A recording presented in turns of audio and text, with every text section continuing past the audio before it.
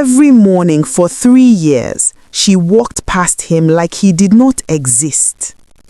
Every morning he said, "Good morning," and she never answered, not once. But every single night, in a small room in Yaba, he was building something.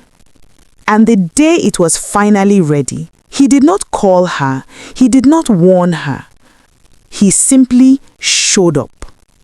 And everything she thought she was disappeared in that room.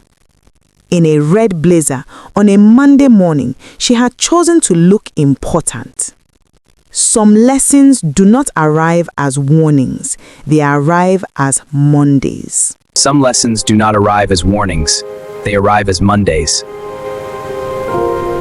Stay with me, because this story is going to do something to you. The morning Bimpe walked past Tunde without looking at him was not unusual. She had been doing it for 3 years. What was unusual was that on this particular Monday morning in October, Tunde was not standing at the gate. He was not wearing his faded blue uniform. He was not holding the logbook he filled every day with neat, careful handwriting that Bimpe had never once noticed.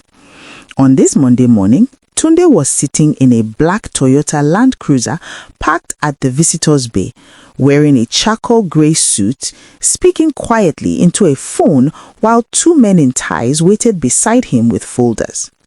Bimpe walked past without a second glance. She had a meeting at 9 and her coffee was getting cold. She had started at Meridian Integrated Services 6 years ago as a junior account officer and clawed her way to head of client relations through a combination of sharp intelligence and a complete inability to feel embarrassed about how she treated people she considered beneath her.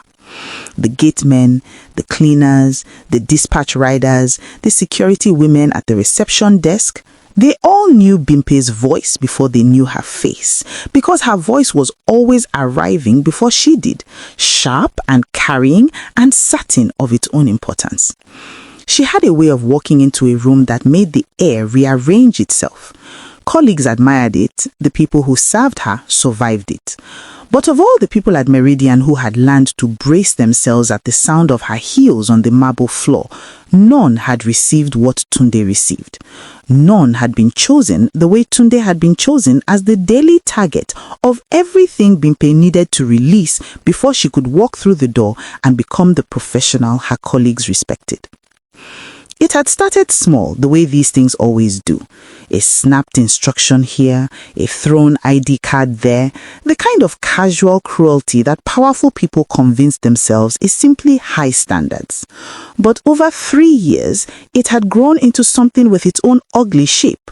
There was the morning she arrived late for a client presentation and screamed at Tunde in the car park in front of 6 people because the barrier had taken 4 seconds too long to rise.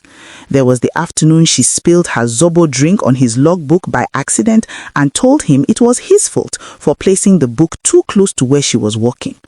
There was the Tuesday she made him stand in the sun for 20 minutes to re-register a visitor she had already cleared on the phone because she said he had filled the form incorrectly.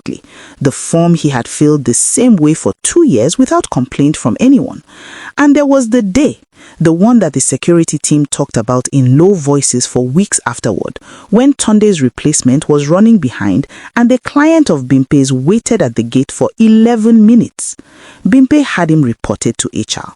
She sat across from the HR manager and spoke about professionalism and standards and the company's image with such conviction that nobody in that room thought to ask whether docking 1 month of a gateman's salary over 11 minutes was the action of a person with any moral standing at all. Tunde had said nothing. He had sat in that HR chair with his hands on his knees and his face quiet, and he had accepted the outcome with the kind of stillness that people who carry a long plan inside them tend to have. He went back to his post, he opened the barrier, he filled his logbook, he greeted every car that came through with the same steady voice. He said good morning to Bimpe every single day for 3 years, and she did not respond once. Not once. And every evening at 6:30 when his shift ended, he walked to the bus stop on Ozumba Madiwe, boarded a Damfo to Yaba, bought a small wrap of eba from the woman outside his street, and sat in a rented room above a pepper soup joint where a laptop he had bought in installment over 8. Bimpe read it at her desk, forwarded it to a friend with a rolling eyes emoji, complained that management never told them anything useful, and went back to her weekend. She went to a birthday party in Lekki on Saturday. She had her hair done on Sunday. She picked out the red blazer the night before because something about a company-wide meeting felt like the right occasion to look important. She dressed well on Monday the way she always did, stopped at the gate and held her ID card out without looking up from her phone the way she had done 1,000 times.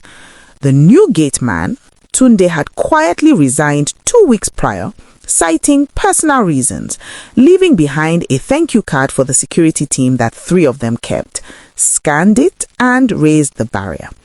Bimpe drove in and did not notice the Land Cruiser in the visitor's bay or the men with folders standing beside it.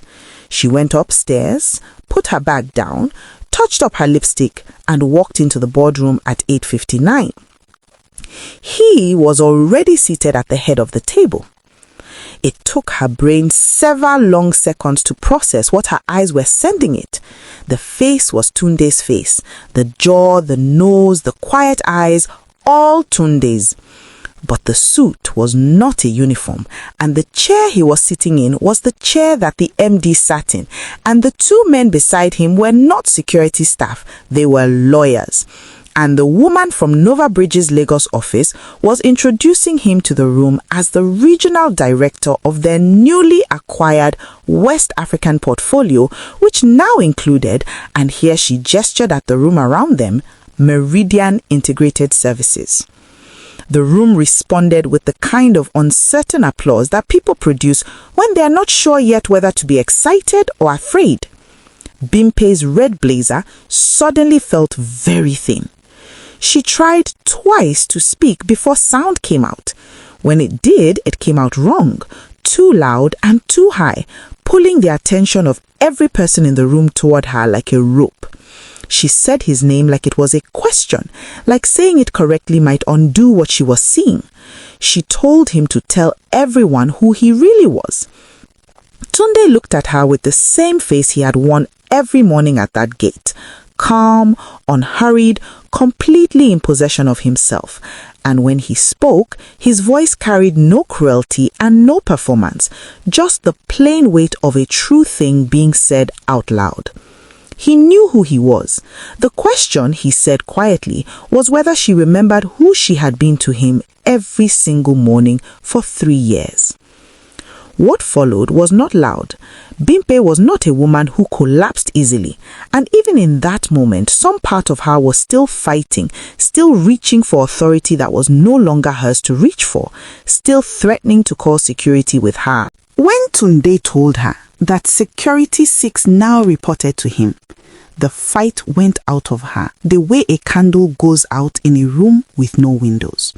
Not dramatically, just suddenly and completely, in front of every colleague who had watched her humiliate him and said nothing, in front of the HR manager who had docked his salary on her instruction, in front of the receptionist who had laughed the afternoon Bimpe mimicked his Yoruba accent in the lobby. He did not fire her in that boardroom. He was not that kind of man, and this was not that kind of story.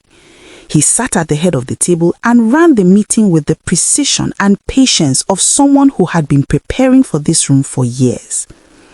He answered questions clearly.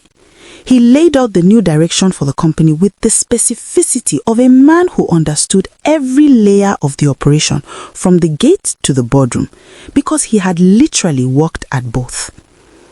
At the end, he asked HR to remain behind, and he asked everyone else to return to their desks. Bimpe walked out of that boardroom and down the corridor and into the bathroom, and she stood at the sink with both hands gripping the cold ceramic, looking at herself in the mirror for a long time. The red blazer looked back at her. The lipstick looked back at her. Everything she had put on that morning to look important looked back at her, and none of it had any answer for what had just happened. HR called her in at noon. The conversation was professional and brief and documented. There was a restructuring. Her role was under review. She would be contacted within 5 business days. She was contacted in 3. The letter was polite. The decision was final. Tunde never spoke about her publicly. He never mentioned her name in any interview. He had not done any of this for her. He had done it in spite of her, which is a completely different thing, and in many ways a far more lasting one. Because revenge would have made her the reason. What he did instead made her irrelevant. He had simply built something true, and she had simply been in the building when it arrived to collect what was always going to be his. There is a kind of person who looks at a gateman and sees only a gateman, who looks at a uniform and decides that the person inside it has nothing worth knowing, who mistakes their own position for their own worth and spends years performing importance for an audience that is watching something else entirely. And then there is the morning that audience becomes the room, and the gate swings closed, and the man you never looked at is already seated. And every single morning you wasted a good day looking at your phone instead of looking at a human being comes to sit beside you quietly in that boardroom chair. Bimpe learnt this the hard way, in a red blazer. On a Monday morning she had chosen to look important. Some lessons do not arrive as warnings, they arrive as Mondays. Bimpe learnt this the hard way, in a red blazer. On a Monday morning she had chosen to look important. Some lessons do not arrive as warnings, they arrive as Mondays. If this story moved you, do not leave quietly. Drop a comment below and tell me, have you ever been underestimated by someone who had no idea what you were building in silence? Have you ever been a Tunde, or do you know a Bimpe? Type Tunde in the comments if you are building something in silence right now and nobody around you knows yet. If this story blessed you, share it with someone who needs to be reminded that where you stand today does not determine where you are going. And if you are new here, welcome to The Gracious Voice. We tell the stories that make you feel, think, and never forget. Subscribe and turn on your notification bell so you never miss a story. Because the next one is going to shake something loose in you. We will see you there. Crown.